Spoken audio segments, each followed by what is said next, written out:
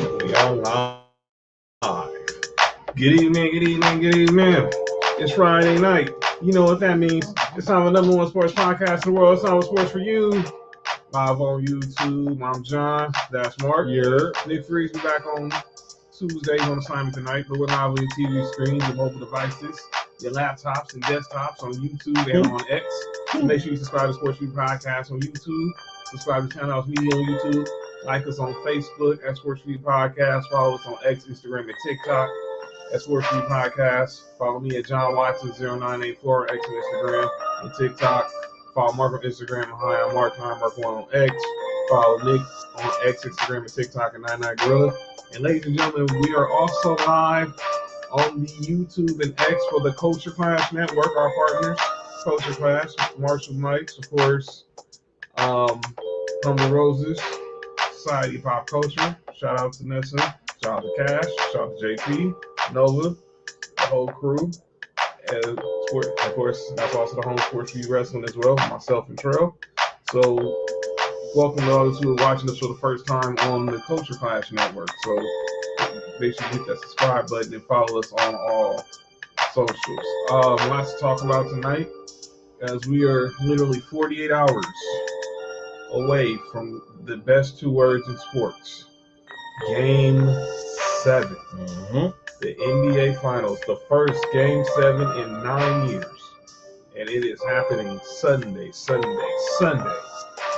The last Game 7 was 2016. Warriors, Cavs. LeBron, Kyrie, Kevin Love, and the Cavs came back 3-1 to beat the 7-3 and 9 Warriors. So let's go ahead and start there. Also, we'll talk about the big story today. Y'all saw the thumbnail. Y'all know we will talk about the big transaction that went down in the city of Los Angeles. What's going down in the city of Los Angeles recently. What I was saying? And well, let's start here. Game 7, Sunday night. Pacers Thunder from OKC. After the Pacers last night put up pretty much a 30-point beatdown of the OKC Thunder. Yikes. Speaking of Thunder. Now that's a thunderclap. that's a fact. Yeah, that's a thunderclap. Well, yeah, let's get into what happened last night. What in the world? I guess the Thunder were just, they was like, you know what? We'll wait. We'll wait until the Sunday night. And pretty much went to Cancun the postseason way and did not show up.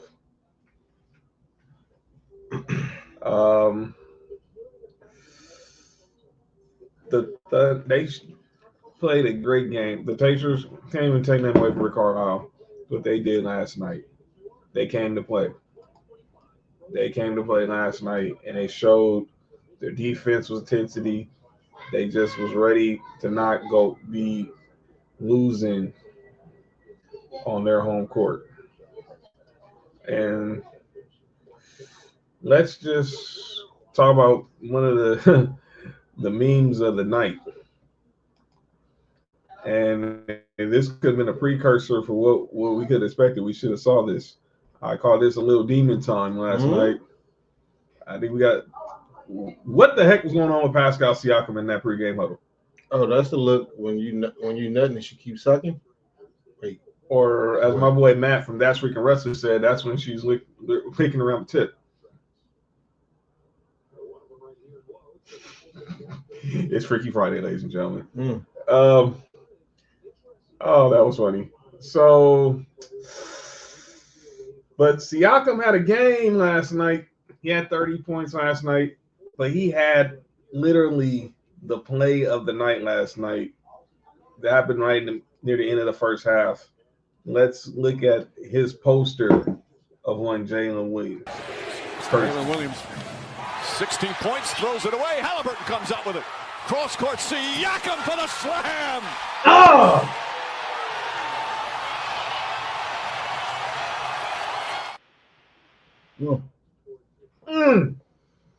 the great Mike Green on the call. Getting head before your game, get you to do that.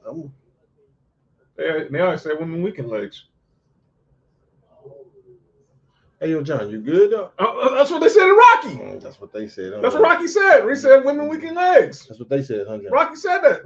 Rocky said it in Creed. He told. And Cream? Creed. What the fuck is John? You good, Jay? Dog. He said it in Creed. Oh, this Rocky did say it in Creed. He told Adonis Creed, women weekend legs. Yeah. Tell him that in Cream is crazy. What was he thinking about? No, wrong. See, Sam, that ain't even right. Wrong. What's wrong? Carrie Hilson was with what's wrong with Carrie Hilson? But Carrie Hilson was with Pascal. She was blind? No, she was with Serge Ibaka. Oh, wrong. That's racist. Wrong person, That's Sam. racist, Sam. She's they Serge Ibaka. She ain't dating unless they're dating now, but I know she used to date Serge Ibaka. She wasn't dating Pascal Siakam. But if he is hitting Carrie Hilson, more power to him. But I need y'all to hear. I heard this today on Get Up. They found the call of the Pascal Siakam dunk in different languages. So I'm gonna play what it was like in Portuguese and I think Japanese. Don't get. I'm not just listening to how these announce their passion in these announcers' voices. Jalen Williams, 16 points, throws it away. Halliburton comes out with it. Jalen Williams. I guess I have the wrong one. I'm about to refine it, but I'll get to it. But Siakam, the call was good. Yeah. They started early now, so I don't know what's wrong with them. Wait, John, you don't want to start. Ain't nobody else said nothing. What? I just said what Creed told Rocky. Well, Rocky told Creed. Rocky was creaming, right? Yo, who said Rocky was creaming? You just said that. All right. Yo, man, creaming is wild. You know how crazy that sounds? Mm-mm.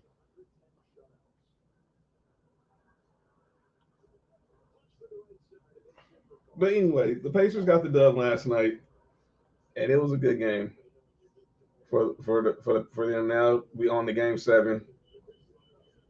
They're on the game 7 in OKC. But yeah,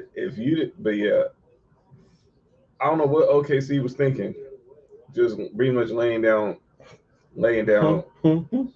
all their morals and not even trying to win the game. Mm-hmm. Shea, SGA, Jalen Williams, they did not have I know what their numbers said, but man, their game show did not say it. They didn't have good games like that. I see. So the thing is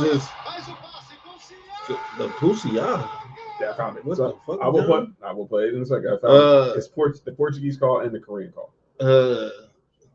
Yeah. So I had I didn't watch the beginning of the game. Once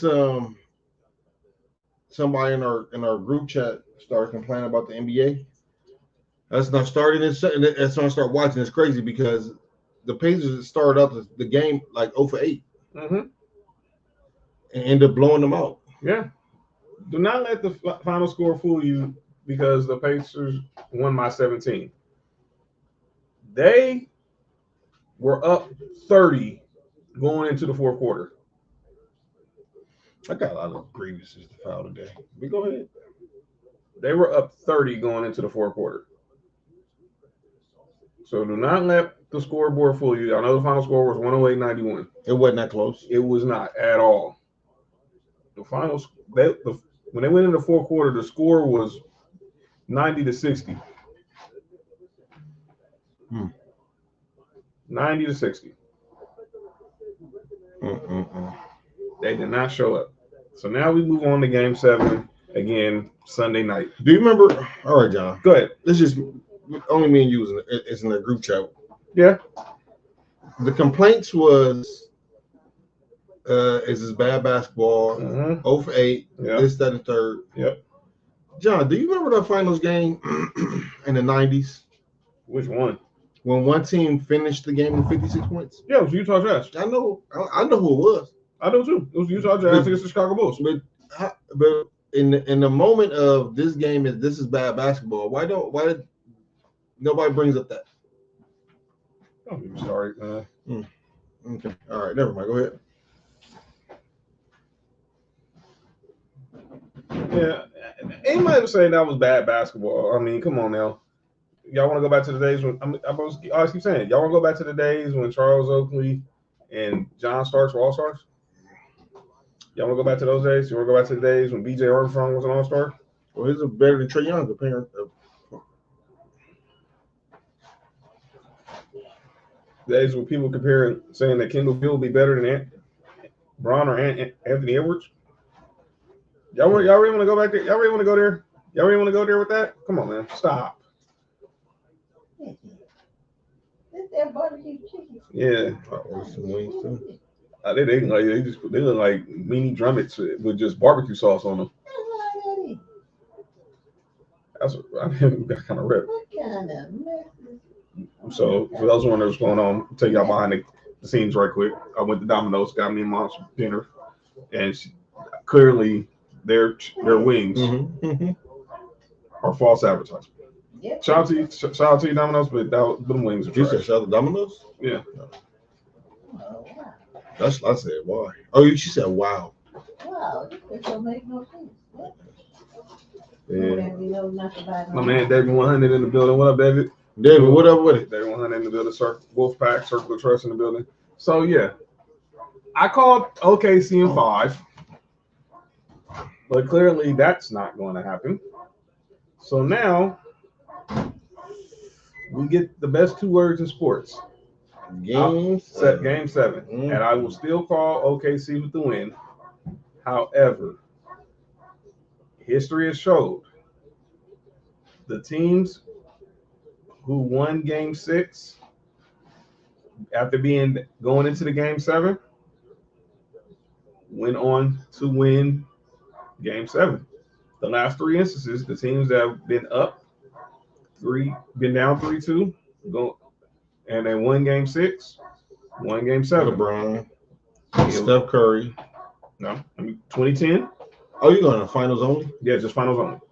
The last 2 finals. 2010. That was when y'all beat Boston, right? That's right. And then there's 2013. Yeah, right. We used to make these bottles, boy. I remember. 2013. Sean Owens. Oh, that was Miami and San Antonio. Yeah, the Ray Allen shot. Yeah. I agree. I ain't mad at your pick, David. I think if that was they had. I do have a question though about if the Pacers win. And then the last time was 2016, Cavs Warriors. Are we about to get into the Lakers in a second? Go ahead, Mark. Let's just say, for instance, Pacers win the championship. Where do that put Rick Carlisle as far as coaches? It'll be his second title, and it's with a different team. He's definitely gonna be he's definitely in the top 10 for sure. Mm-hmm. Obviously, you got Phil, you got Pop, you got Riles, you got Larry Brown. All right, let me ask you this. You got Steve Kerr. Let me ask you this. How many out of the Phil got 9, right? 11. 11 as coaching? Yeah. Oh yeah, 5 with y'all. 6 with the Bulls, 5 with the Lakers. How many of those was he favoring as the team? Not, you know what I'm saying. I can't remember off the top of my head. If I had to guess, it was probably favored in all 13. In all 6 Bulls, he was favored. In all 13 finals, he's probably all 13 finals he coached in. He was probably favored in all 13. Okay. Pop, how many of those was he favored in? He coached in what? He's got 5. He coached in 7, right? They lost 6. They're 5-1 because the only time they lost was to the Heat. Yeah. So it was y'all. No, they was definitely favored against the Knicks, the Nets in 03, Pistons in 05. They were definitely favored against the Cavs in 07. Then back-to-back years, 2013 and 2014 against the Heat. I think they was favored the year that they might have been favored I don't know. Only reason I'm asking that is because the two championships that we call, if they would win to Sunday, the two championships that we call out like potentially could win, he's been underwhelming underdogs in both of them. Yeah. I don't remember this squad's being obviously the Dallas squad led by Dirk. They had Joe Boy, J Kidd. They had Tyson Chandler, obviously JJ Barea, Deshaun Stevenson, Sean Marion, Jason Terry. Can you say that one? It's on Instagram. If not, then it's okay. It's okay. Let me think. No, it's okay. Go ahead. I'm trying to go to. Let's see. Let's see. So, Phil, Rock, Pop, Riley, Red Auerbach. He has 6. That's me as a coach. No. Okay. He has 5. 4. He has 5 as a coach. 5 as a coach. 4 with the Lakers, 1 with Miami. Oh, he was favored in that Miami series, right? Yeah, that was Dallas. That was Dallas. That was 2007, 2006. 2006. That was the D Wade Shaq. Yeah. My point is I don't know if we've ever seen this a coach because any other team I know that's won like that, and you know how high I am on Larry Brown outside of that Olympic fiasco he had. That was some bullshit. Oh my God. Where's the job? It's just been Larry Brown and Jim Carrey to win. That's been underdogs that win too. That I could definitely in recent memory. Although Ty Lue when they played the Warriors definitely was underdog. Cleveland was underdog in that series? Yeah. That was 7-3-9 Warriors? Yeah, they were definitely underdogs. There was definitely underdogs in that series. Definitely underdogs. But yeah, I think if Carlisle will be up there, I'll put him in that tier with Spoelstra. Obviously, right underneath the right underneath the top tier 1. Yeah, he's definitely top of tier 2. Spoelstra's up there. Him. I'll look it up for you. Look, stitch right there. White stitch right there. It's in the wall. It's plugged in the wall. Might be a 3. Oh, that's one behind the wall, behind the fridge. Then it's right there behind the fridge. Then. Was Phil Jackson ever an underdog? That's what we're trying to figure out. Nope. Now we can't think of him. Now, for all of Phil Jackson's coaching, his finals, they weren't underdogs against the Lakers. They weren't underdogs against Portland, Phoenix, Seattle, both times with Utah, and then all the times with the Lakers, where it was Pacers, Sixers, definitely not against the Nets, not against the Pistons. I don't think he was an underdog in either the series with the Celtics. He wasn't an underdog against the Magic. So I don't think he was ever an underdog either. But I think this will help Rick Carlisle's legacy. He's going to be – he definitely dominated. Cool. And, Phil, it helps when you have obviously 2 of the greatest players of the generation. And every championship he won, he had 2 of the top 5 players in the league. Yeah. And by the way, last night, that's why we have to be careful with comparisons. Everybody was so ready to anoint SGA and Scottie Pippen and Jalen Williams the next MJ Jordan. Let's pump the brakes. Let's pump the brakes. Let's pump the brakes. They're good. They're still young though, and that currently neither one of them is Jordan. Well, definitely that. Well, that's definitely a fact. Everybody bullshit.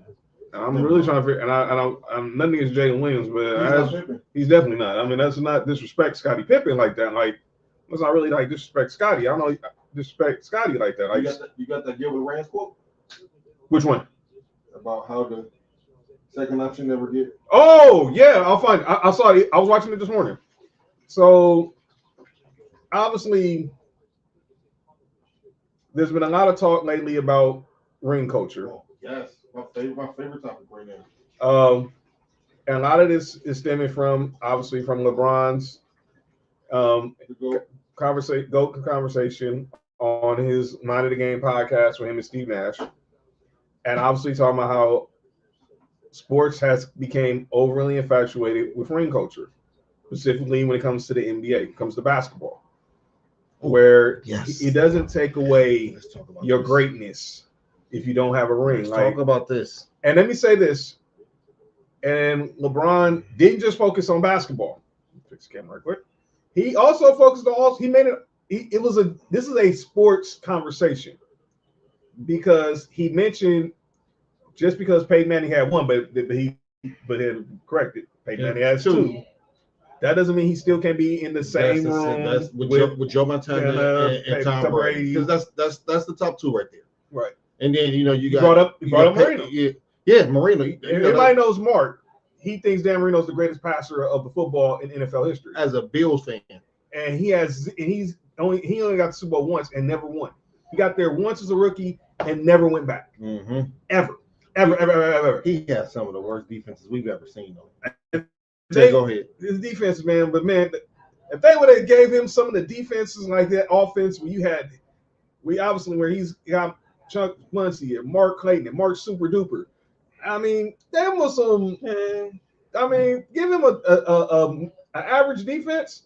Dolphins might win a Super Bowl in the Marino era. As Sam said, I'm here for the ring culture topic. LeBron started. He wasn't no bullshit. Let me say this. Everything LeBron said. Marino had Duper and Clayton. If Mark Duper and Mark Clayton played for the fucking Pittsburgh Steelers back then or the Bills back then, y'all wouldn't be saying they good. Y'all gotta knock that shit the fuck off. Y'all really have to knock that off. Let me be clear. I didn't know. Only reason I know Mark Clayton and Mark Super Duper is because they played with Dan Marino. That's what I'm saying, dog. Niggas don't know where they came. They don't know what colleges they went to. They just talk about niggas is good. I just seen the highlights from Dan Marino hitting these dudes for all types of TDs. But outside of that, I'm gonna play this call. I'm loading up in a second. We're gonna play, but obviously, first take was at Fanatics Fest, and Gil was there, T-Mac was there, Jay Will was there, Chris Webber was there, and obviously this conversation. Look at T-Mac face. And by the way. Did you see T-Mac face? So did you hear what T-Mac said today? Nah. So I put in the group chat. He said he said he never had a real chance to win a ring, which is true because Doc Rivers would have just Well, he didn't mention that. That's just me and Mark. That's some personal with me and Mark. Doc Rivers would have just let Tim Duncan's wife on the private plane. Let Tim Duncan beard on the plane. Yo, you good? Yo, you good? What I did? You all right? I'm tripping. My bad. All right. But my bad. All right. But here's the deal.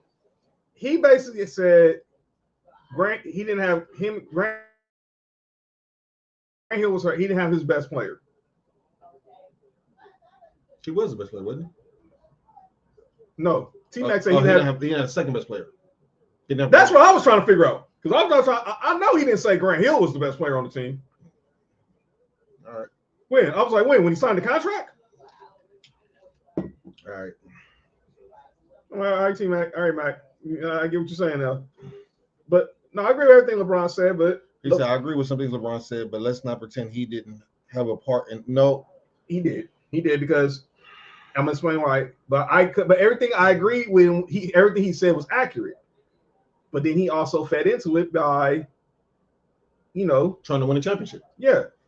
I think he's now reflecting on the fact that he shouldn't. No. He wants to win, but should he have been so obsessed with it? Where do you?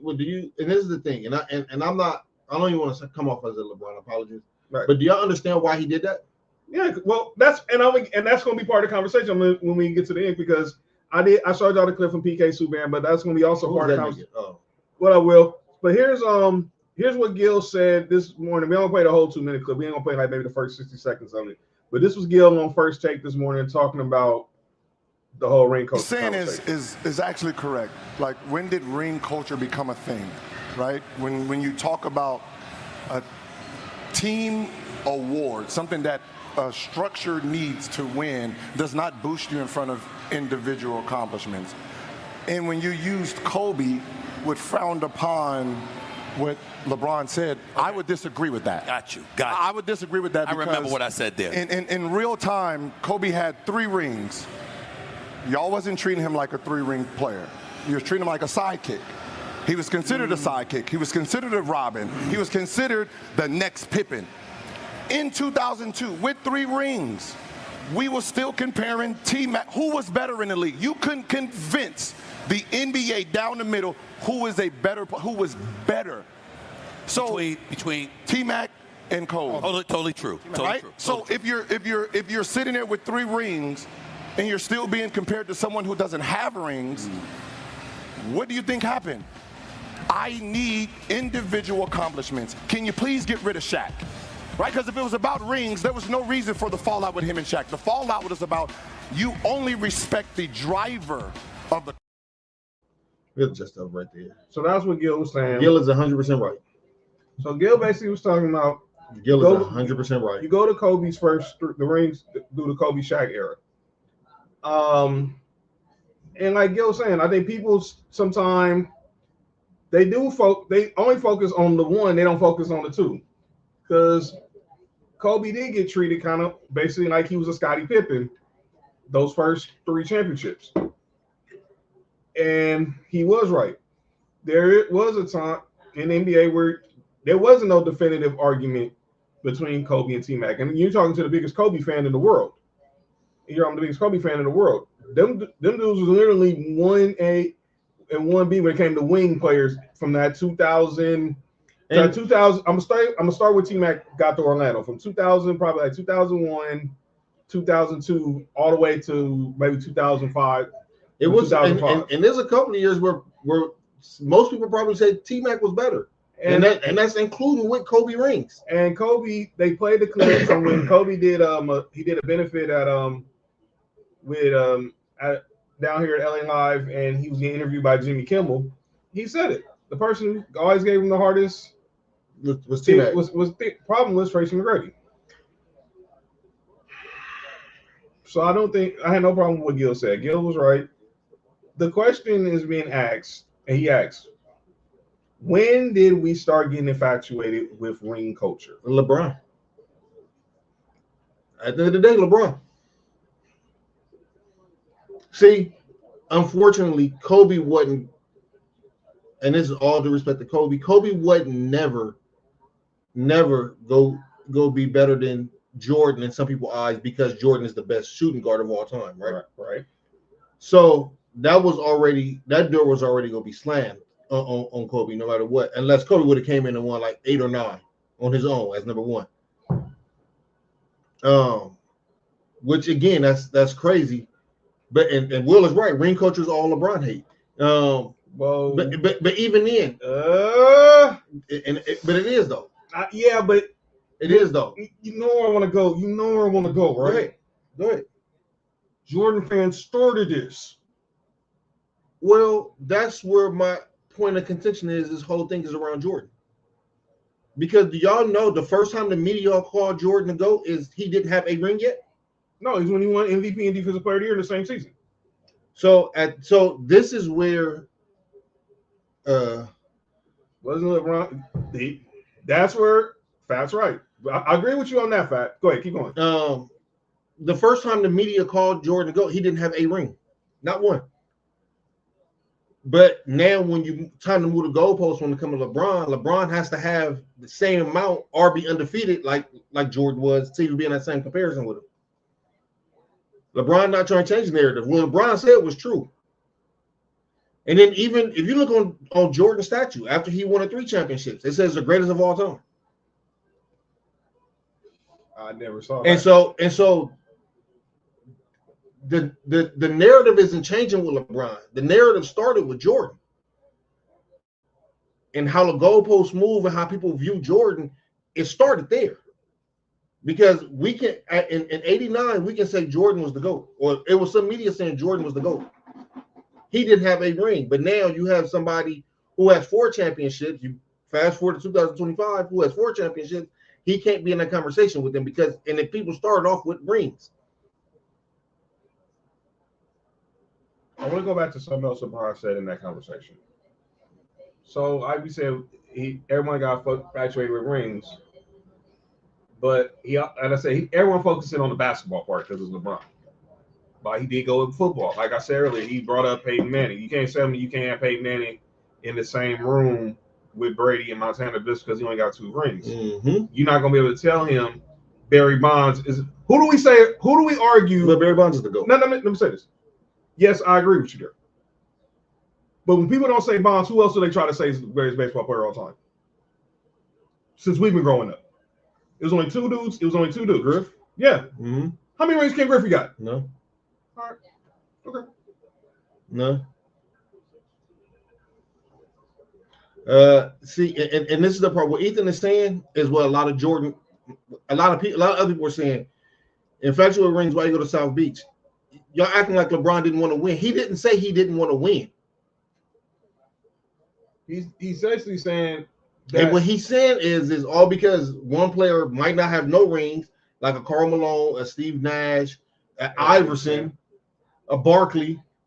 They shouldn't get this credit when you watching somebody play, which is the same thing we did. Well, not we, but the media did in '89 when they said Jordan was the GOAT before he won a ring. So now, like I said, the goalpost isn't moving with LeBron. The goalpost started with Jordan. And I think they had Chris Webber on there during the second hour, and Gil said this. It's not like, so say like he brought up Tim Duncan, and obviously Webb don't got a ring, but Sheed got a ring. KG. Obviously, Malone, Barkley don't got a ring. If Tim Duncan, we all agree is the greatest power forward of all time. Mm-hmm. But you're not gonna tell me that some of his contemporaries aren't. If he's at a table and he's got available seats, he's not finna invite KG just because he got one, or Sheed just because he won one as a role player with the Pistons, or invite C. Webb, obviously, or Barkley or Malone. I think what we're doing is what they're trying to. It's like what Deion was trying to do with the Hall of Fame, saying that certain players deserve to be in certain rooms. That, like, he's saying, like, Prime was like, I can't be. Some dudes should not be on the same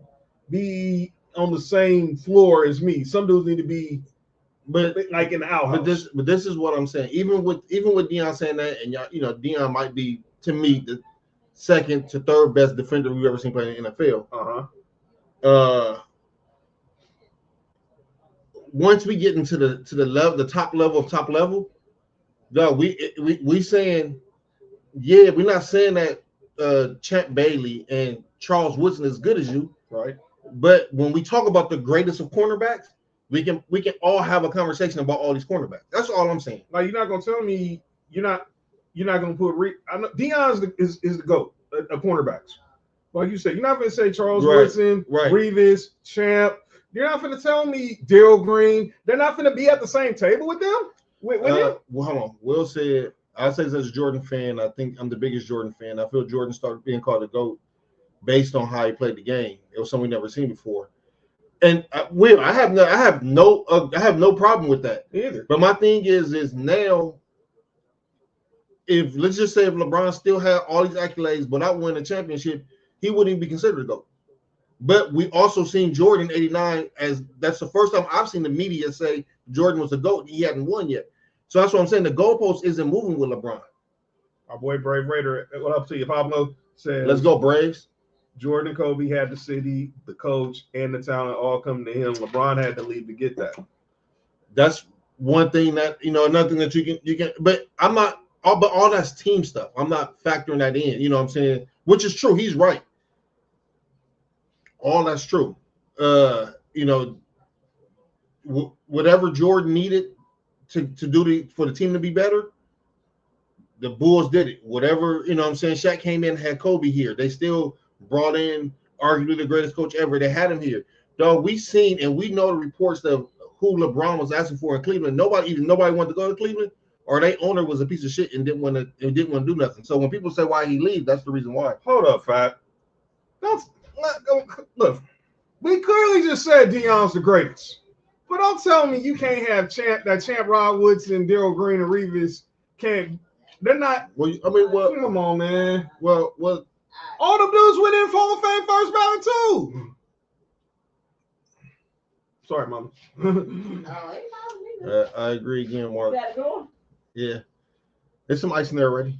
NBA players from have when LeBron got in the league. Show me how it works. I'll show you. Oh, you just want some ice. No. I'll show you how it works. No, I'm saying you just want some ice. NBA players were, yeah, they did. There was. And see, this is what I'm saying. Like, we can be objective with this.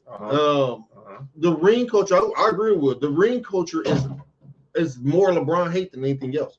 It's a reason to, and even though LeBron didn't say this, I think it is a reason to diminish LeBron and what he's done. So the question, and a lot of people are saying now you heard Ryan Clark say, now this is where we get to our saying that basically LeBron now, yeah, he agrees with the ring culture, but You got one at home. he's also being hypocritical because obviously you embrace the ring culture because you went to Miami, you went back to Cleveland, blah blah blah. And I'm paraphrasing. Right. He said this on the 8th episode of Pivot. Now I want to go to what you were talking about just a minute ago before the show started. Before we started the segment, in regards to accountability about ring culture. Now I heard I sent you what PK Subban said about LeBron, Kobe, Jordan, all that. The part that wasn't in that clip was at the end of the discussion where PK Subban said we got to start putting more accountability on these owners and front offices. And I've been saying that. What have I always said about Daryl Morey? Mark, worst GM in sports. What has he won? Nothing. Most overrated GM in sports. Well, tell me. Nothing. What has he done? There's no. Tell me where analytics says I'm trading James Harden for Kevin Martin. Tell me what analytics is in bringing and signing Dwight Howard. Tell me what analytics is in trading Chris Paul, in trading for Chris Paul, trading for Russell Westbrook, trading again for James Harden when you got the Philly. Where was the analytics in you signing Paul George? And where were the analytics in telling you give Joel Embiid $69 million a year? That ain't analytics.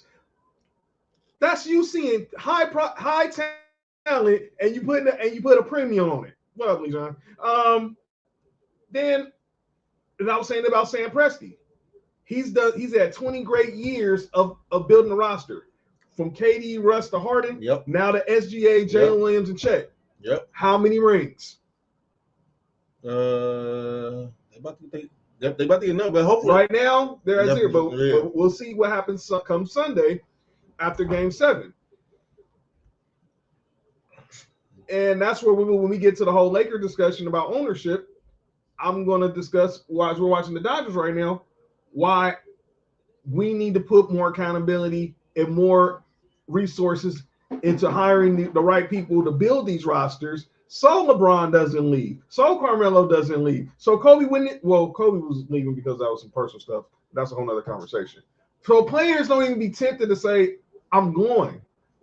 Because I know everyone focuses on the fact that Jordan played his 14 years with the Bulls, but he also had a great GM in Jerry Krause, in spite of how the Bulls fans treated him.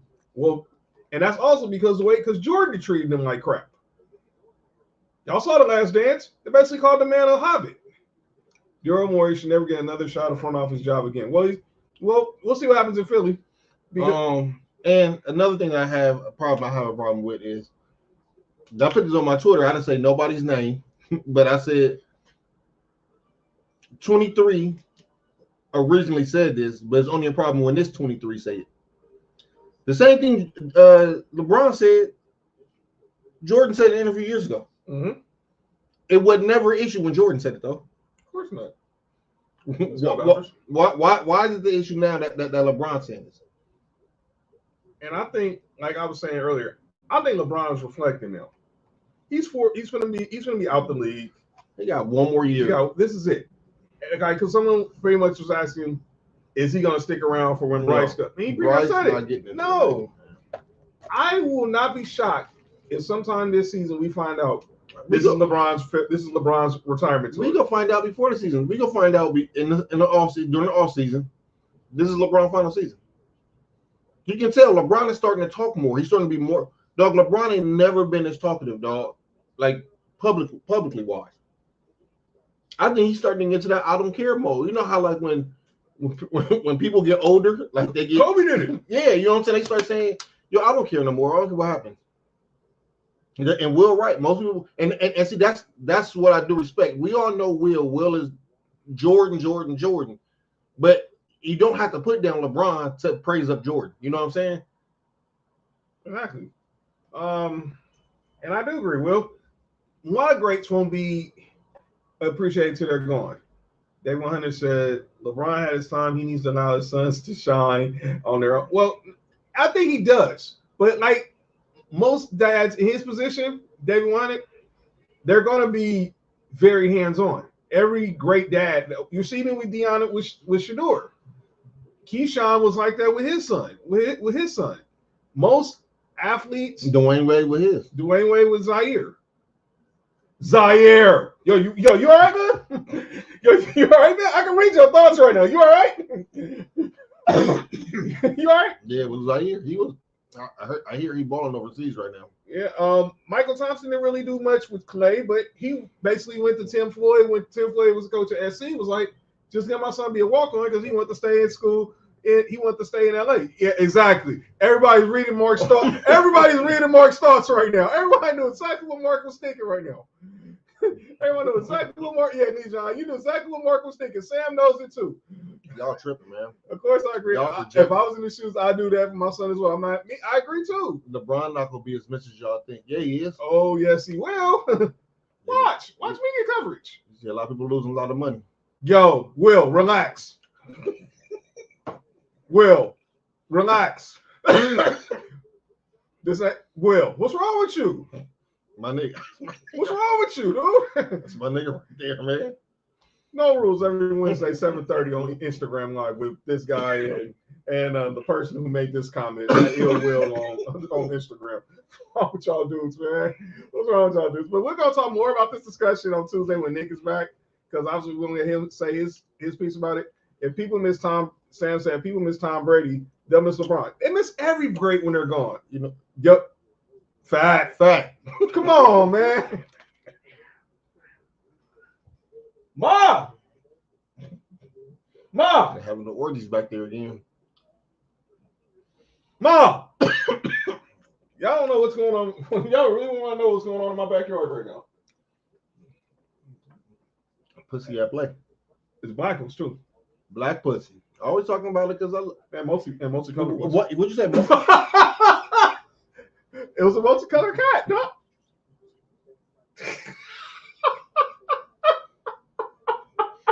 Hey, yo, you good, dog? Oh man, what's wrong with y'all, man? Oh man. Yeah. I don't know what's wrong with these dudes, man. I don't know what's wrong with them, man. It's a cat fight. It's a cat fight going on somewhere on the east side. Yeah, I miss Kobe too every day, David. Every day. But let's pivot there because we got some big news yesterday in the world of sports. Oh man, I not believe I will live to see this day. David, I don't know what John's talking about. He tripping. Yeah, I don't know what he's talking about, David. I don't know, man, but I don't think I live to see the day that the Los Angeles Lakers will not be owned by the Buss family. Yesterday, we got the news Wednesday. Busting up family is crazy. Yo, you good? Did you say no? I can't believe you just said Dog, you good? I did not say nothing about. Oh, yo. Area 51. Hold up. Yo. Area 51. Yo.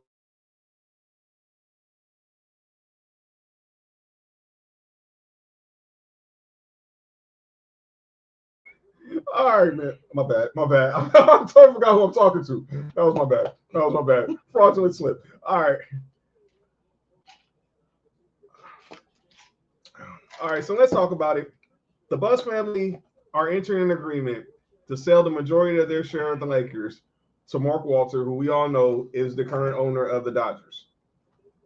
Oh, man. I did not think I'd live to see this day. The Lakers are no longer a family-run business. They are now going to be run by a hedge fund guy. And Mark Walter, is clearly a great owner. You've seen what's going on with the Dodgers. I'll show you his credentials in a second. But let's focus on the Lakers. Dr. Butts bought this team back in 1978 for $67.5 million. You fast forward 46 years later, and his daughter, Jeannie Marie Buss, who, by the way, shares the same birthday as me, I might add, sells the team for $10 billion. Is that number actually correct? Okay. It's an estimate because, now let's be clear. It isn't like Mark Walter is giving out $10 billion straight out the pocket. This is through, the company that he owns that owns the Dodgers, owns Sparks. He owns like a women's hockey league, a tennis club or something. So it's not like 10 billion liquid. He's got it's 10, and I think it can get anywhere up to 15 based off. Could be up to 15. Sam said I was really shocked when I saw the Lakers being sold for $10 million. Nobody saw it coming. So let me explain what happened. That's why y'all let her know. Yo, you all right? What happened? You good? Yeah, I'm you all good? Right. I'm okay. You good? I'm okay. All right, good. Yeah. I'm on bed all the time. It's all great. It's all good. My thing was. He's a wing. I don't know what the hell that is. I don't know. But you did. The situation was nobody knew the Lakers were up for sale. We all saw the Celtics just went for sale. They sold for about $6 billion. The Grossbeck family put them up for sale literally the day after they won the finals last year. Now the Lakers look like okay. Let me see what we can get. What we get for the Lakers. Just so originally, I know AEG was the original owner. Had a huge share in the Lakers. They sold that share to Mark Walter. Now, in that deal, the Lakers, if the Lakers were to go up for sale, AEG would have first right if the Lakers came up for sale. Yo, John.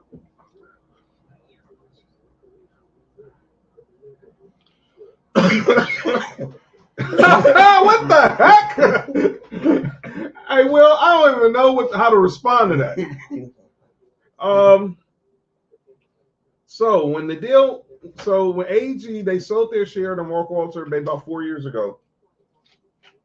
And now the Lakers and the Buss family decided to put up their interest up for sale.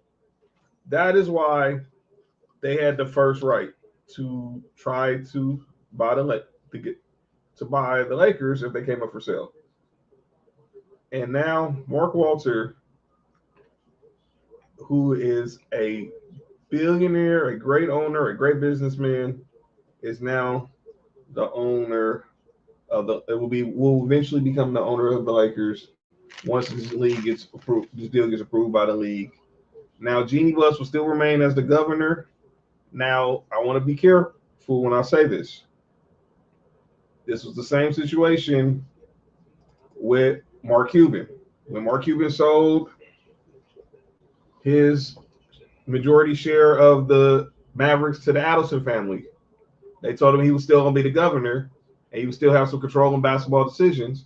We all found out that was a flat-out lie because there was no way in hell Mark Cuban is trading Luka to the Lakers. So I'm looking right here. If you look on the screen, you see that's what if you want to know things about Mark Walter financially, his net worth is about $12.5 billion. Of course, the CEO TWG Global, which is the Guggenheim, is CEO of the Guggenheim, which is pretty much the company now that the Guggenheim is that owns the Dodgers. Obviously, the Dodgers are worth at $6.9 billion when they bought them for like $2 billion. He's a part owner of Chelsea FC, which is about 3.5, and also he owns the Sparks. He has the Cadillac F1 and a Pro Women's Hockey League. That is what Mark Walter is worth. Now, Everybody's wondering what does this mean for the Lakers' infrastructure, how they ran. Let me explain what the Guggenheim did when they bought the team. When they first bought the team, they didn't just clean house. They let Ned Kalady stay around for 2 more years as general manager. Mm-hmm. Then they hired Andrew Friedman. And then Andrew Friedman kept Don Mattingly on for 1 more year as manager. And then they brought in Dave Roberts. Since the Guggenheim has owned the Dodgers since 2013, which was their first full season by the Dodgers, 12 straight postseason appearances, Mm-hmm. 11 division titles, Mm-hmm. 4 NL pennants, and 2 World Series championships. And with that, he's brought in the likes of Mookie Betts, Freddie Freeman, Shohei Ohtani. Now everyone's wondering, what does this mean for the Lakers going forward? It all first off, like I said, we got to wait for this to be approved by the league, by the NBA Board of Governors. They're going to approve it because they want that money. Mm-hmm. They're going to want that money. So there's not a matter of if it gets approved, it's when. Whenever they have their next owners meetings, which I will soon be sometime Right after the finals. After the finals, maybe definitely they'll be. This will be the talk of summer league when they get to Vegas in a few weeks. I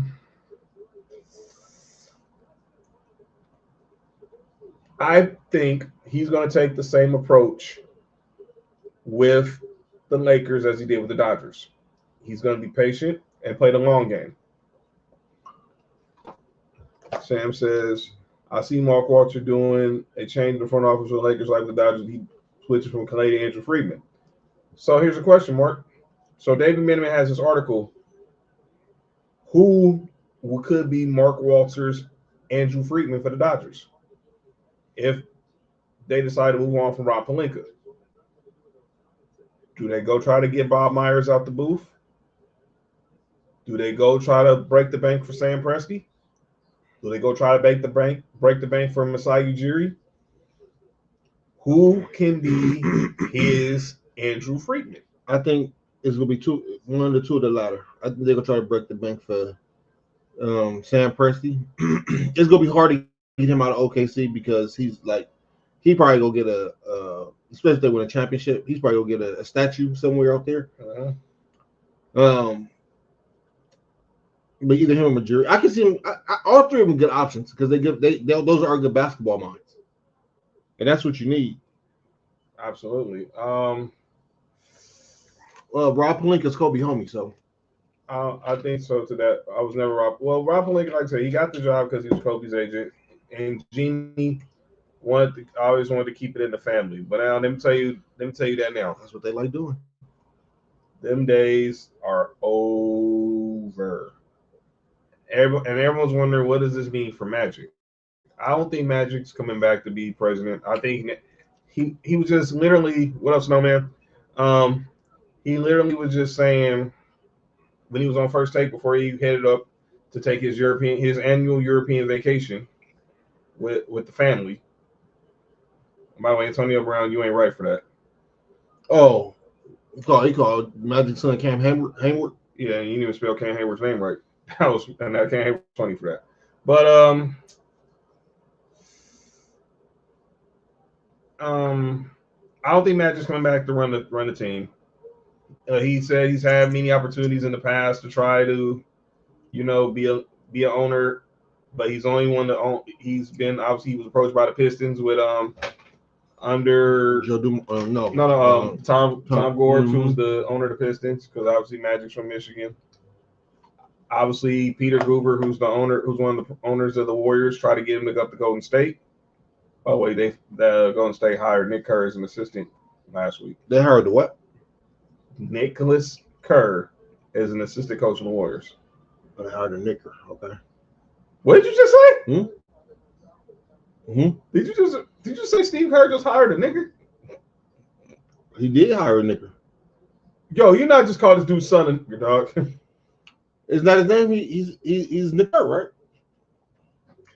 I freaking hate Colin. I hate Nick, man. I freaking hate Nick. Now I can't see that. Then Colin Jost and Michael Chase just had to make this a joke on Weekend Update.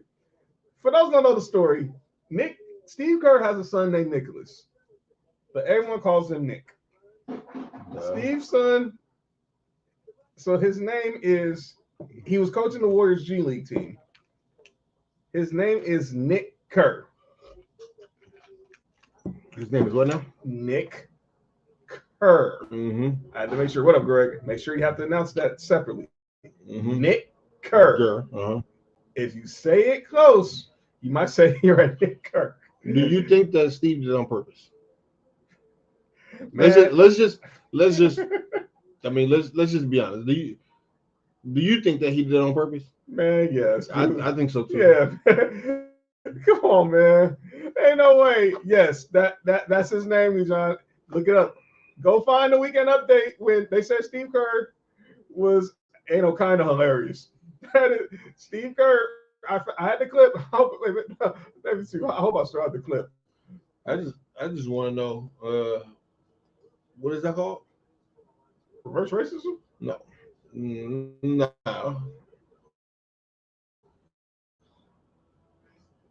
That's Steve got his son a job. Oh, nepotism. How come it's not nepotism when nigger do it, but only when LeBron? Oh dang, I deleted it. I might have it on the show for y'all next week when niggas here, because we ain't talked about it in person. But yeah, it was funny. Shout out to Colin Jost and Michael Chase. Yeah, we played on here. Yeah, y'all go back and watch it. It was a funny episode. That was a funny episode of Weekend Update. But in regards back to the Lakers and what the infrastructure is going to be like, I do think, like I said, Andrew Friedman's going. I mean, Mark Walter is going to take his time. Magic's not going to be running stuff. He's going to probably be he'll just be an owner. And then he'll take his time on Magic. Yo, what's wrong with you? All right, my bad. That's not that. I apologize. Yeah, you all right, man? Mm-hmm. And obviously, I think JJ is safe for now. Like I said, I think Rob Pelinka is safe for now. I don't think. Oh, Dave Roberts got suspended. Yeah, for that. Man, Can we talk about that right quick? I'm gonna call audible right quick. Let me say this: Dodgers right now winning 4-1 against the Nationals. Dave Roberts got suspended for what happened last night with the Padres because they believe that their rookie pitcher who pitched for the first time ever in Major League Baseball went out there, got the order from Dave Roberts to take out Fernando Tatis in the top of the ninth inning. Let me be effing clear. 4-2. If they really wanted to take out Fernando Tatis, they would have used someone with a little more, experience. That kid was nervous. What up, 504?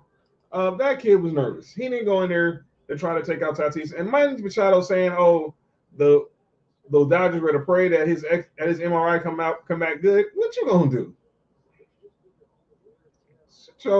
Sit your Johnny Hustle, you know what, down, bro. I want to hear that crap. But back to the Lakers. Pelinka days are numbered. Lakers seriously hire a young and up-and-coming front office executive who's a rising star. I don't know. I'm not knocking Fernando Tatis, but I'm a Dodgers fan. I don't care a dang about them damn doo-doo brown Padres, the SD Padres. What the SD stand for, John? When she like to know. My bad. I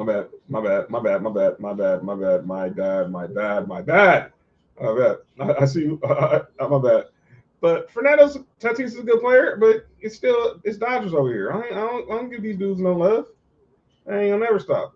These dudes are the most annoying dudes. They're annoying ass franchise. Get them out of here. The LSD Padres. The long shot.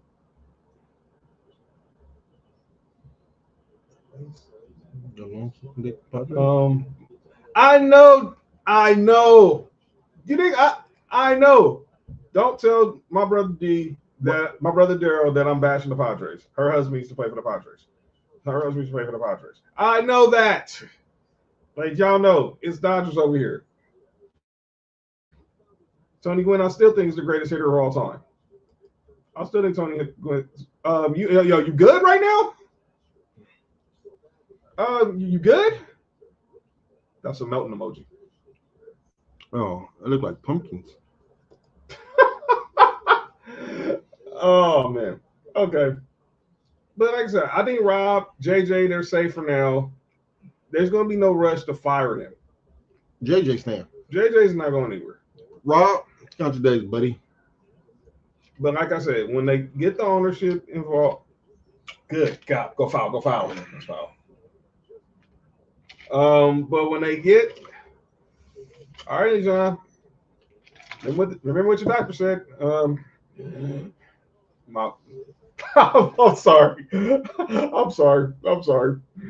I'm sorry. John, you good, dog? I'm sorry. You didn't take a break? I'm good now. I'm sorry. Sorry. John is out of pocket, man. I'm sorry, man. Sometimes I don't know what I say sometimes. Sometimes you just slip out, huh? Yo, you good? Just slipped out, huh? Man, shout out to the Mac and Cheese. With the Lakers now, so don't be surprised if some NFL teams get put on session. Nah, you know how hard it is to get an NFL team put on. Nah, look, ain't nobody. It's really difficult to get ownership in sports. This just happened to have to be I want to say an inside job. Well, it was because Mark, an inside job. Why did you say Mark? I didn't buy the Lakers. No, because Mark Walter. Already had one foot in the door because he was a minority owner with a minority owner. It would have been the same thing if AEG would have bought the Lakers some years ago. But Mark Walter's going to bring this hopefully this Dodger mind state. Is that what AEG stood for? What? Ain't no every girl. Yo, you all right? All right, my bad. That is funny. That is kind of funny though. But we'll see. Look, once we hear from Mark Walter, we'll get a sense of what his plan is. Ain't he racist? No, I don't think he is. Oh, Mark Walter, not Mark Wahlberg. My bad. You really gonna pick up Boston? Gonna really get us mixed up with a dude from Boston? By the way, Nessa, and all y'all who was in the Tribal War Zone chat the other day, I did not know if this. Help me understand this. Mm-hmm. People telling me that New Kids on the Block was better than New Edition. All right, we about to end the show. What up, T-Sets? All right, then, y'all. Fuck the rest of the show. What are we talking about here? What's up? New Kids on the Block better than New Edition? At what? Being white. They the what? No, see, we shut up. Nothing. They wasn't better than New Edition or nothing. No, they weren't. You tell me anything New Kids on the Block did is better than BBD. Better than Bobby Brown.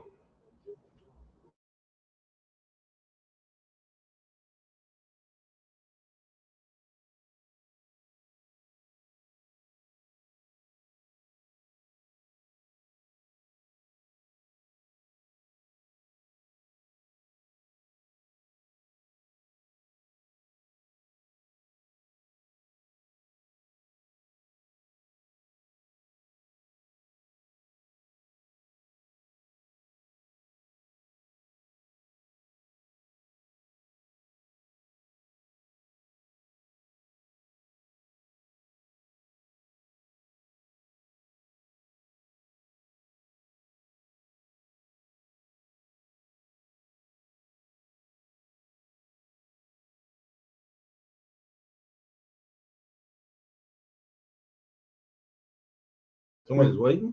Well, this person is a pseudo admin for Sports for You tonight. And that is the one and only. You called? Yeah, you. What did I do? This is the person who said. Wait. No. Hold up. I never said that New Kids on the Block was better than New Edition. You might as well, dude. No. You and everybody pretty much in the comments pretty much agreed. Nothing. No. I never Yes. once said that New Kids on the Block was better than New Edition. I said that Nothing. I like New Kids on the Block and New Edition because my parents like New Kids on the Block.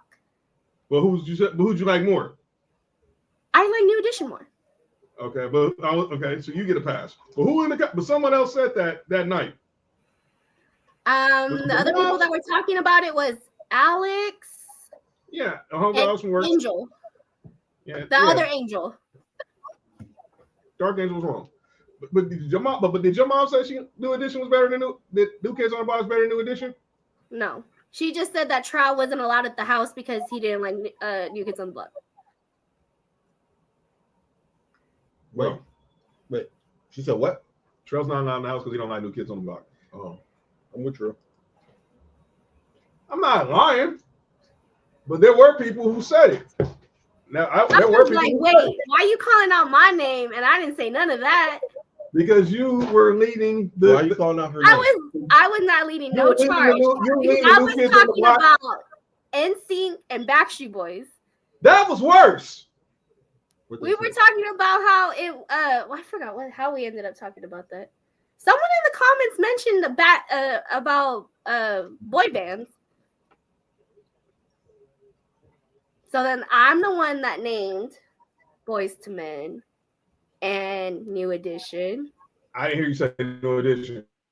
I didn't hear you say New Edition. Yes. Dead ass. I didn't hear you say New Edition. Yes. But I'm not calling you a liar. To be clear, I'm not calling you a liar. I just didn't hear you say New Edition. Trill called you a liar. Oh, who cares? And Cheryl says he never said he didn't like New Kids on the Block. He said he just never F with him like that. That's still saying that he don't like him. That's fine. That's all. But I listen. I'm with Trill on that. I don't fuck with New Kids on the Block. Who the heck did he say? Watch your mouth. All right. Anyway, yeah. Well, whoever said New Kids on the Block is better than New Edition.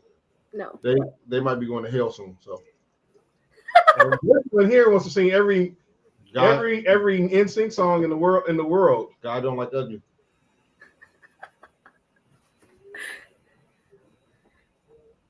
I forgot who it was. Someone in there because they said something about 98 Degrees. Oh, 98 Degrees got a dope ass song. Shout out to Nick Lachey. NSYNC and Backstreet Boys. And then I added like all the other ones. Hey, was Backstreet Boys a code name? Yo, you good? Yo, you good? Never mind. I'm out of here. Yo, you good? Nope. Is that it? Or we ended the show? You see? I mean, they always. It's Pride Month. Shout out to the LGBTQ plus. Man, we can't say pause in Pride Month. No, you can. I told you this when I was there. You can't say pause during Pride Month. Watch this. Somebody say something crazy. No. Pause. But I can't front. Please don't go, girl. Was my joint as a little 5-year-old. Until I saw the music video when I was little with his New Edition and Heartbreak. I thought they were black. Heartbreak's definitely one of the best albums ever. Nah, Please Don't Go, Girl was dope. I'm not gonna lie. Please Don't Go, Girl was dope. It was better than that. The girl is.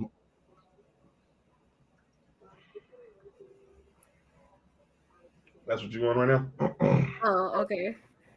We ain't having no Michael slander tonight, dog. Ain't no Michael slander. We ain't have no Michael slander tonight, dog. Ain't no Michael slander. I don't like how low they put Michael on that R&B list neither. Yeah, that's trash. Well, Stevie Wonder was number 1. Yeah. Shut up, Mark. Oh Lord. Can't say nothing about Stevie Wonder. What this dude just having to can't say nothing about Stevie Wonder around this dude. I mean, even the jokes coming. I mean, I was trying to get him going on Tuesday, but you stopped him. Because I know exactly where this was going with him and Nick. I mean, I've only been saying Stevie Wonder been blind my whole life, but hey, he put out the glasses against when they was doing the Prince tribute. I was like, he said, I saw it. I was like, what? You saw what? No. You did. Yeah, he saw how bad Trey Songz. He did. He saw it. Yo, you good? I got You even call that a tribute? It's a little hate. I got a little hate towards Trey Songz because of that. Anyway, go ahead. Was that worse than Patti LaBelle's tribute to Tina Turner? Wasn't nothing worse than what Trey Songz did to Purple Rain. You sure? Yeah, that nigga was out there. She didn't even know the words are simply the best. I was like, listen, I heard Trey Songz out there yodeling. no. You say he was yodeling. Man, we're not doing this. We're not doing this. We don't ever play a Prince name like that. Let me yodeling your side of the pause. The your side of the bed. No, he was yodeling Purple Rain. What the fuck is wrong with him? No yodeling. Anyway, my old babysitter used to be playing New Edition throughout my early years when I was a little boy. Well, sorry, I'm not your type of. Your baby. You're not my type of girl. Is that what the? Wow. Okay. Oh no! What's wrong with Mark, man? Oh no, This man! is what we're on tonight. Got Wait it. up. I don't like how y'all just blame stuff on me, dog. I didn't do Those nothing. are jealous guys in the town. You know, I was peacefully just watching the show, and then you called me out, so I had to jump on here. Jump on No, don't. No. everything, y'all. It's time to go. All right, no, I want to talk about a serious topic right quick, and it's gonna segue into calling out names. You got a bunch of roses on your wall? Yo, what's wrong with you? You all right, man? It's true. You're not gonna read the thoughts right now, right? No, there's roses. Yes. Okay. Yes, there's a bunch of roses. Right. I know what you were asking, dog. I know what you're going because you do that every I know what time. you're asking right now, dog. Man, What's all right. up, fam? You good? All right. Dude's actually, she had a bunch of pumps on her wall, dude. She had a bunch of light pumps on her wall. You're horrible. Yeah, she had a bunch of bike pumps on her wall. That's what he just asked. I'm a Prince fan, and I'm so glad I didn't see. I'm mad I seen Trey Songz perform that. Anyway, go ahead. All right, so I'm on a serious topic, and that's I'm serious too. I don't know why you made Trey Songz do that. Oh, not that kind of was that Poetic Justice? All right. I thought that Oh was yeah, sorry, my phone went off. I thought that was pumps in the butt. Well, that's what let me shut up. Nope. Oh nope. John, I'm older than Continue with your. I was gonna deliver the video too. You out of pocket, dog. Nope. MC Hammer was out of pocket for that. Yeah, he was. I mean, I'm not gonna lie. Dude was sitting there wearing dude was wearing a Speedo in 90-degree weather. All right, I want to play the top. So everybody remember the name Henry Ruggs, right? Yeah. Mm-hmm. Former Raider, Alabama wide receiver. We all know it was his first round pick in 2020. His career was cut short after he was involved in a car accident that killed a woman because he was going 156 miles an hour. And her dog. One early November night. Video was spotted of him and his girlfriend. It was at Top Golf earlier that night, pouring up some drinks. He was released by the Raiders. He eventually got sentenced to 3 to 10 years for vehicular manslaughter. Mm-hmm. He was recently released for got a conditional release and was speaking at an event. And he was asked about, how him rehabilitate himself because a year from now he's up for parole. I rehabilitate myself every day. Are you good? Yeah, like you gotta do better. Like you gotta get sleep and your rest and stuff. One that I wish I can turn back the hands of time. I would love for them to meet the real Henry Ruggs and not the one that was escaping from something. I sincerely apologize for not only being a part of that situation, but the fact that, not to take a shot at you, but the fact that my face is always in the news. My face is always in the newspaper, so they have to constantly be reminded of the situation, be reminded of me and see, those memories have to continue to rise because of all of the fame and notoriety that I have, which I never asked for, I never liked. And, so I would just tell them that, like I said, I deeply apologize for just being a part of that, and I wish that they could meet the real Henry Ruggs and not one who was just running away from everything.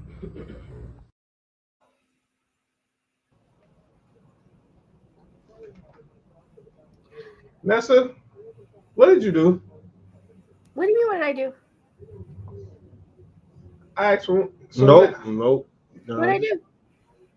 Just chill. Me? Oh. Oh. Ladies and gentlemen, Jonas Trail is in the building. You're. What's up? What's up, dog? What up, What's up, Trail? play? What's up, play? Mark, long time no see, dog. How you been? You good? Yeah, I'm good. It's hot as hell over here in the valley. Oh yeah, that's right. How mom's doing? She cool? Yeah, she cool. She more happier. All right. Let's start with you, Mark. What did you make of that video from Henry Ruggs? It sounded real sincere. I know that family is the one who lost, a loved one. But sometimes a person who, in that position where Henry Ruggs was the one who was driving, he was going through a lot as well. So, it seemed like he was sincere. It seemed like he was really genuine about it. Again, thoughts and prayers to that family and blessings to, everybody involved in that, man. What up, Pitch Great Pie? What you think, Nessa? I remember when all that happened, and it was kind of one of those things where he wasn't trying to take fault, like he was trying to blame everything else. So for him to actually acknowledge that he did wrong, he did his time, he's apologizing. I felt like he was sincere about it. He just has to actually, he's owning up to it. And at this point, it's kind of like now whatever he's going to do now that he's out is going to pretty much show how much he actually means it. Is he going to backslide? Is he going to try to go back, get some kind of career again? I don't know, but he will. Yeah. He was promising. He had a lot of promise, and then he fucked up.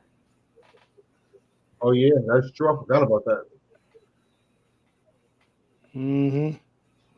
That's what my boy Brave Raider said. Rel's already dealt with a personal tragedy of his friend being killed and still chose to speed incessantly. It was not the first time it caused. The first time was he driving when his friend died? I don't think somebody hit them, right? Sure.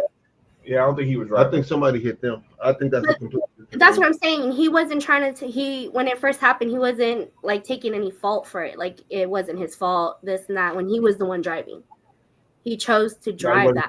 He chose to do that. So it kind of was like, now he is pretty much saying like it was his fault. He did this. He shouldn't have done it. So, what you think, Trail?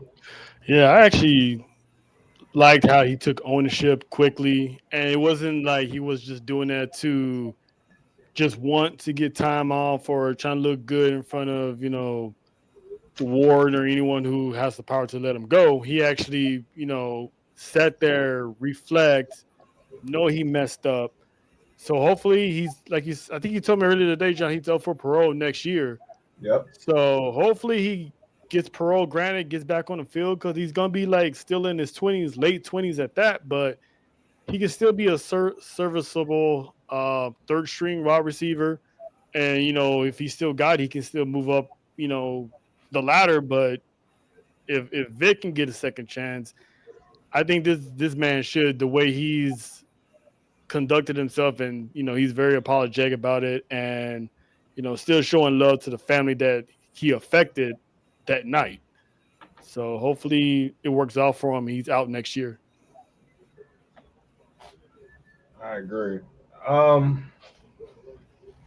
Let's go ahead and get into the final segment of the night. It's often imitated. It's never duplicated. Some people do stuff in the sports world and be called out for, and this is the place we do it. Ladies and gentlemen, it is time for calling out names. So I want to piggyback. We're going to continue piggybacking on this whole story with Henry Ruggs, because it's also been stories about athletes and speeding has been in the news lately. And we have two instances of young athletes who've been cited for going stunt one-on-one on the streets. First one, Zach Edey of the Memphis Grizzlies. He was charged for driving 101 to 55 in his Kia Sorento. I think got a Kia Sorento. I mean, dude, like 7'4". What you think he's winning? Well, he thought he'd be like Andrew Bynum and get one of those sports cars that he can't fit in. No, I thought he had a G-Wagon or something. Like, what you trying to say, Mark? Nothing. Hey, Mark, I'm not trying to say nothing. Shout out to your mom, Carl. What the? What's wrong with this dude, man? And then the second one, that got to be the free one. You got to spend responsibility for Ain't no way in the fucking India really got a Kia, nigga. Not on purpose.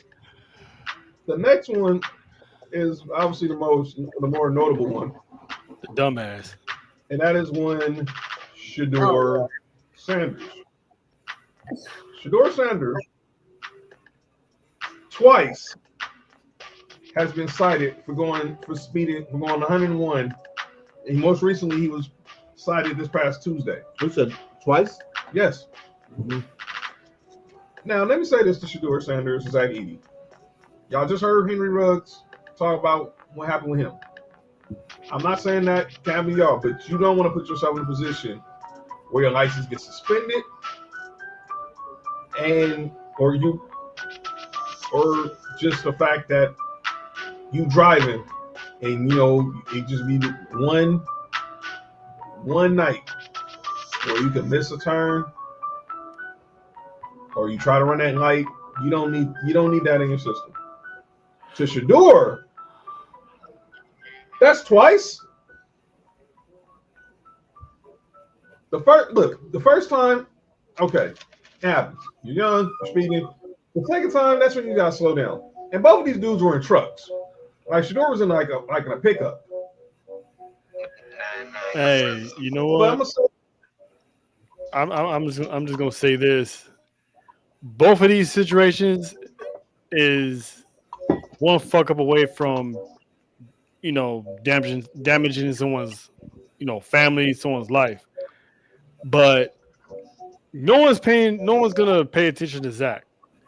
Shedeur is the one that really needs to watch how he moves, because not only that, you're a black quarterback out here doing this, you also carry the last name of your pops. So there's already people who don't like you.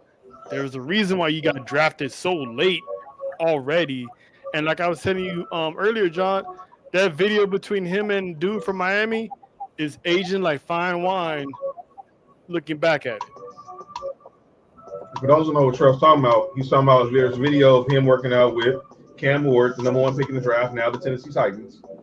And kind of like Shedeur was pretty much me and nonchalant about the workout while Cam Ward was putting in the work.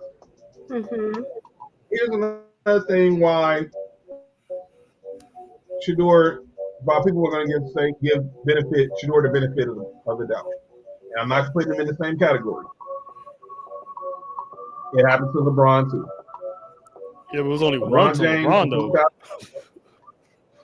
Yeah, but this is where now everything's public record and people find this stuff.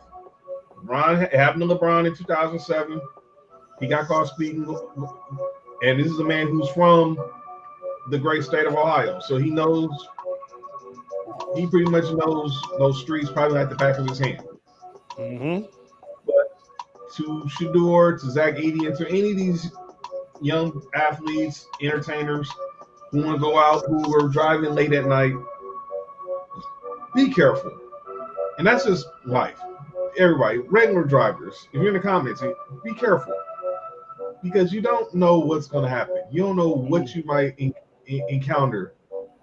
Driving home one late night, it's dark, and people are working on these streets. People are crossing these streets when you don't see them.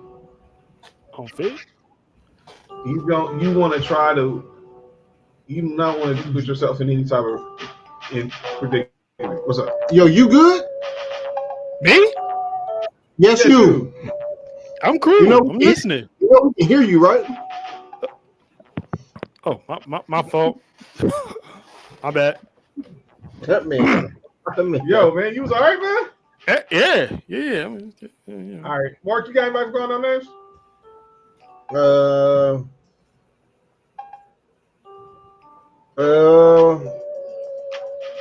Well, we talked about it earlier, but no, I don't know about caller names. All right. Nope. What about you, Trell? I don't have no one to call out, but I want to send a shout out to Stephen A. Smith's daughter because she funny as hell. Shout out to Samantha. She- By the way, that's Sophie. That's Sophie. 5 days a week. that forehead choke hairline had me dying. No. Yo, actually, you know crazy. what? I am gonna call myself out for not listening to Mark all these years about Stephen A. Smith. Wait, hold on. Wait, what? His face. Wait, what? Yeah, I said I'm gonna put myself on calling out names for not listening to Mark these whole 4 years I known him. These whole 3 years I known him about Stephen A. Smith. The whole thing with LeBron James just pretty much opened up the window. I'm like, you know what? Yeah. So my bad, fam. I respect that, Trell. I thought I'd never see his day. I respect that. Got him cheesy over there. Look at him. Well, Eminem to perform in the Grammys with Elton John. Trell can find could agree. Wait, who you calling Elton John? That's what I want to know. Yeah, who the fuck you calling out? I'm not calling y'all Elton John. First of all, I said if Who's the Eminem. comparison? First of all, I'm not comparing y'all to Elton John. Don't even go there. I said if Eminem performed with Elton John, Trell can admit that he was right about Stephen A. See, it wouldn't even go there. See what's wrong with you, man? Hey, What's wrong with you? You was just saying like I was saying he was bending in the jet or something. Like, what's wrong with you? You said bending over in the jet? What Oh, no. This dude is crazy. He did not say No. that. He did not say that. No. What is wrong with him, dog? He did not say that. Yeah, he been tripping since Tuesday. That's the problem. No, that. Is that the new hairline John again? Is that First of all, my haircut was way last week, so the freshness is gone. It's gone. It's gone after 7 days. Hey, I don't trust anything after 7 days. It's not fresh. It's still nice, but it ain't clean. It ain't clean cut. So what about you, Nelson? What's wrong with y'all, man? It's Mark, man. What's wrong with y'all? Listen, man, I'm just Mark's facial expressions. I swear. He was like, hold on, what? All right, man. That's what you got. You want to call her? This is wild. You. Man. I'm calling out you. You lied on her name, fam. Ooh. You called me out while I was peacefully watching this show. Minding my own damn we was in the middle of a conversation and we both heard Ness, so we just looked up like, wait, what? I hung up and clicked on the link. Huh? Hey, yo! No, end the show, John. Cut the camera off. End this Cut show. the camera off. Yeah. That's when you got. Sometimes you gotta hit the mute button. Yo, Yeah, hit the mute button. Yeah, hit the mute button. Tony Reality style. You basically say click on the link. You know what? I forget who I'm talking to. Y'all twist everything. No! Jonathan, end this show. Jonathan, end this show. Twisting the link now? I don't know what she doing with that Nope. link, but I'm ready to go to here. This is out of pocket. No. Yeah, I hear you. I hear you, Pop. I hear you, Pablo. I hear you, man. Shout out to my barber. Shout out to Joe. Shout out to Homie Cat as well. Yeah, it is out of pocket on the prices. Yeah, but yeah, we're gonna get up out of here. And get ready for Tuesday. So before we go, let's get everybody's prediction for Sunday. Obviously, we got Game 7, Pacers Thunder in OKC. Let's go ahead and get some predictions. Let's start with our impromptu guest, Nessa. Pacers Thunder. Thunder. Trell. I actually want to see Halliburton prove everybody wrong. All right, so Pacers. Mark. Thunder. And I'm gonna go with Thunder as well. I'm just going because it's my original pick. However, the last three teams who forced the game 7 that were down that won game 6, all won the finals. Isn't it bad to force things? Yeah, especially ain't with it. What? Yeah, something wrong with y'all two. Besides Miguel Rojas just hit the 2-run homer. Something wrong with y'all two. Me? Yeah, the two dudes in the black t-shirts. The two dudes, black t-shirt. the two dudes right here with the black t-shirts. No, them two dudes right there in the black t-shirts. Hey, she got a black t-shirt too. So I said them two dudes. I'm not talking about me. I'm talking about this dude. I'm talking about this dude right here on the screen. Well, John, you've been tripping since Tuesday, so. I've been tripping since Tuesday, huh? Yeah, you've been out of pocket. Okay. That's what we on. Okay. I got OKC because I said OKC in 5, but unfortunately that didn't happen. So, but I would not be surprised if the Pacers win. Lakers were down 3-2 in 2010, won game 6, 1-7.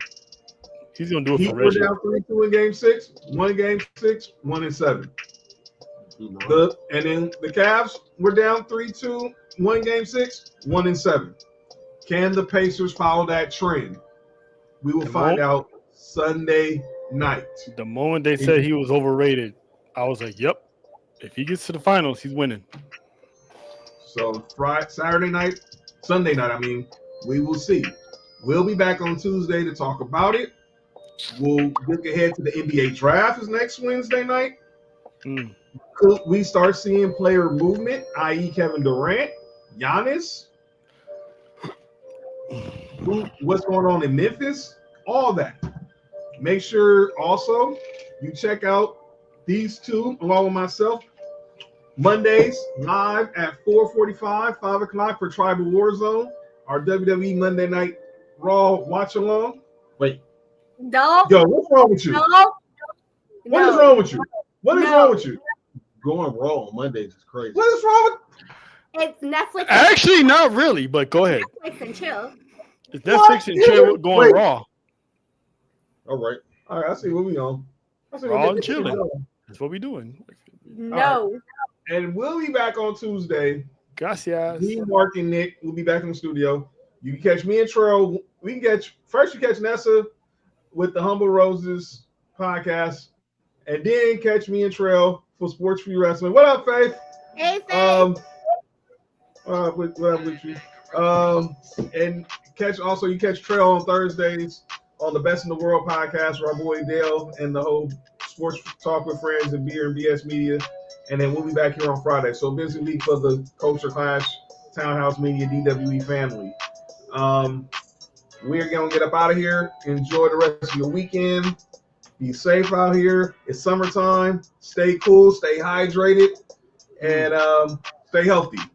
This has been episode 397 of Sports for You. Make sure you subscribe to Sports for You podcast on YouTube. Subscribe to Townhouse Media on YouTube. Subscribe to Culture Clash on YouTube. Subscribe to Sports for You Wrestling on YouTube. And follow all of us on our socials. John Watson 0984 on X, Instagram, and TikTok. Hi, I'm Mark. Hi, I'm on Instagram. Hi, I'm Mark1 on X. Follow Trail at Monty_Ice on Twitter, Instagram, and SVU Wrestling on Twitter, Instagram, and TikTok. And follow Nessa on Instagram, Twitter, and TikTok at La Madrina /XOXO. We will shout see out to y'all. Shout out to y'all because y'all a week and a half away from 400. 400, we're in there. Be tuned. That will be a Tuesday show. John not gonna be here that day. Yo, you sure? Yeah, we playing YG. Oh, that's all right. We out of here, man. This has been Sports for You. I'm John. That's Mark. That's Trail OTC. That's the one and only Nessa. And we'll see y'all next Tuesday. Be safe. Happy summer, everybody.